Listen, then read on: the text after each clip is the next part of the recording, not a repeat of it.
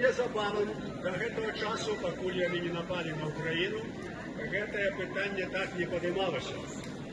А гісторыя гэтага пытання сягае аж у 19 стагоддзе. І вось тады змагары ў 19 стагоддзі супраць расійскай імперіі выставілі лозунг, галоўны які быў такі: знішчыць турму народаў. Ваявалі супраць турмы народаў. У выніку атрымаўся Савецкі Саюз, яшчэ большая турма народаў, якая знішчыла дзесяткі мільёнаў людзей.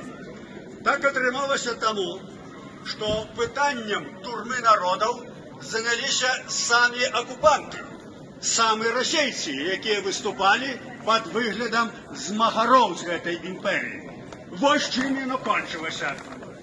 Потым, калі ўжо утварылі гэты Савецкі Саюз, барацьба ішла пад лозунгам незалежнасці ад Савецкага Саюза, незалежнасці ад Расіі. Змагання ішло ўсе гады, 20-е гады у Беларусі, Польшчы, Украіне, таксама у 30-е гады. І вось пасля вайны, пасля Другой сусветнай вайны, гэтае пытанне стала на парадак дня. Трэба сказаць, што ідэя з'яўляецца асноўнай рухаючай сілай чалавецтва.